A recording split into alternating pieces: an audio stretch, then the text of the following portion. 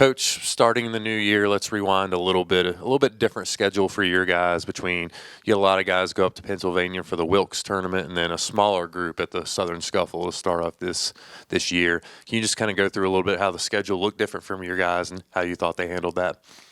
Yeah, when I was building this schedule originally, a lot of things were different last spring when, with our team and the personnel we had and stuff like that. But I want to do something a little different.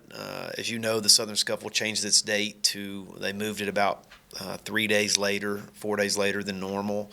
And, I felt like that kind of pushed it a little close to, kind of starting into our dual meet season. I don't love the date, so I didn't really plan on us wrestling at the Scuffle because we were going to Vegas, and our tournament had a lot of nationally ranked teams in it and stuff like that. And then so the Wilkes tournament was something I wanted to kind of hit a tournament right at the end of the semester, and especially this year with kind of the start to our season. I thought it would be good for our guys to kind of take our entire team, hit a tournament right before we sent our guys off on Christmas break, and kind of build upon, try to build some of these young guys up and build some confidence.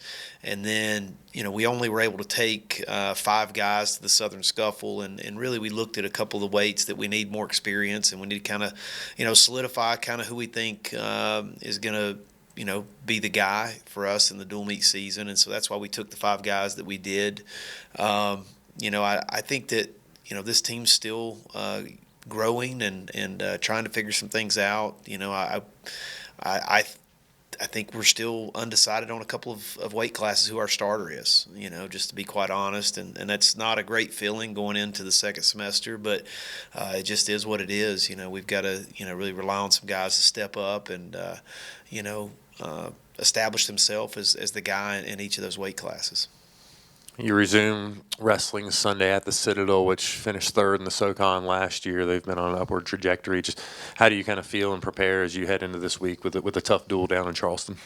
Yeah, we've got to be ready to go. This is probably the best team they've had in a really long time, and I know they're hungry and they're wrestling well. They've got some really good wrestlers on their team, and so we've got to be ready for a battle. I think it's going to be a tough test, and honestly, I expect every dual meet we wrestle in the conference to be a tough test this year.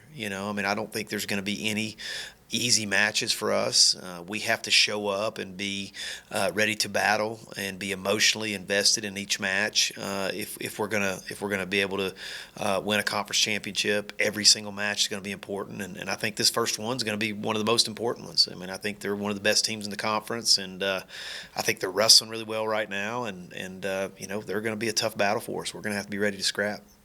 As you're looking to solidify some of those lineup spots, whether it's mentality or just kind of approach, what are some of the things you're looking at for those guys that can maybe separate themselves a little bit? Well, first and foremost, it's got to be a competitor. Someone that's going to put the team on their shoulders. If we need a a spot in a match where we need to turn a dual meet around, we got to have guys that are motivated and are going to wrestle hard and are going to be offensive and take risk and bring a positive momentum, to our team. And that's kind of what we're looking for. And right now we're just looking for some guys to step up and show that they can get it done under pressure.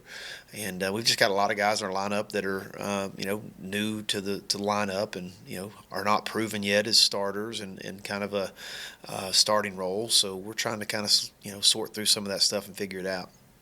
The national rankings, Will's, 6, 8, kind of in that consensus top 10. And Carson Floyd's entered at Intermat. I know he had a good result at NC State and some other places this year. Just the progress he's made to jump into the national rankings. I know you've talked about Carson before, but just what have you seen out of him this year?